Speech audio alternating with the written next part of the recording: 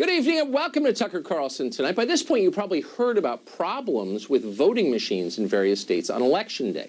You've heard claims of massive fraud. Millions of ballots changed from Donald Trump to Joe Biden.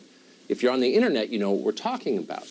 The question is it true? Was there massive fraud? It's a very serious charge that every American should be considering. We took a close look at that story, and we'll have the results of that for you in just a minute.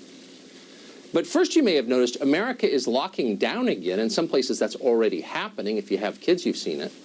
Joe Biden has promised more of it. Masks and quarantines, limits on travel, restrictions on who you can eat with, who you can touch, and how. The most intimate details of our lives completely controlled by our leadership class. The people who used to scream at politicians, "Keep your hands off my body," aren't saying a thing about this. In fact, they're encouraging it. So the question is, what exactly is this about? It's not about science. If masks and lockdowns prevented spikes in coronavirus infections, we wouldn't be seeing spikes in coronavirus infections after 9 months. But we are seeing them. So clearly the geniuses got it wrong once again. This time they're not even bothering to point to legitimate scientific studies to support continuing their policies because there aren't any studies that support that. So what is going on? Catholic Archbishop Carlo Maria Vigano has some idea, has thought about it. Vigano is one of the truth tellers in his church. He made himself deeply unpopular several years ago with many in the hierarchy by exposing their complicity in decades of sex abuse. They hate him for it. But Vigano is 79 years old, and in the way that older people stop caring what others think, he really doesn't care. So instead, he says what he thinks is true. A few weeks ago, he wrote a letter to President Donald Trump assessing the lockdowns from a perspective you almost never hear in this country. No one, up until last February, Vigano wrote, would ever have thought that in all of our cities, citizens would be arrested simply for wanting to walk down the street, to breathe, to want to keep their businesses open, to want to go to church on Sunday. Yet now it is happening all over the world. The fundamental rights of citizens and believers are being denied in the name of a health emergency that is revealing itself more and more fully as instrumental to the establishment of an inhuman, faceless tyranny, end quote. Now, you may not have heard those words before, and there's a reason for that.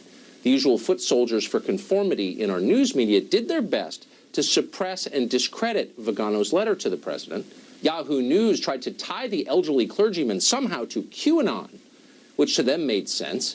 He alleged that a global health emergency was being used by the people in power for ends that had nothing to do with the virus itself. And of course, that's crazy talk. It's a conspiracy theory, Russian disinformation, probably racist.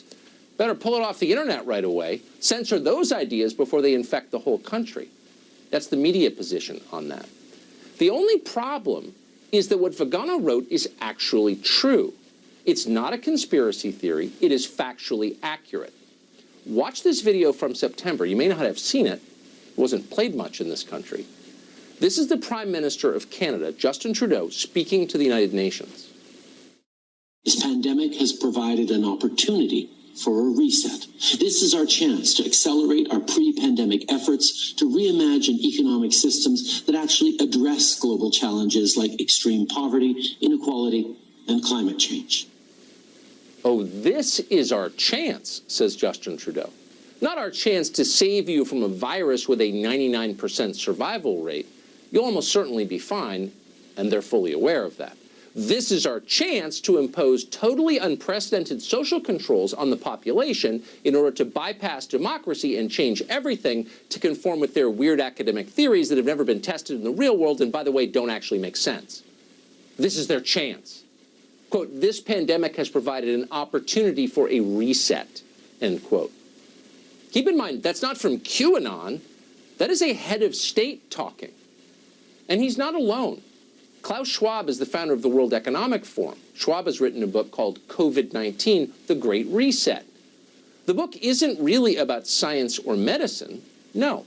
Instead, it describes, quote, what changes will be needed to create a more inclusive, resilient, and sustainable world going forward, end quote.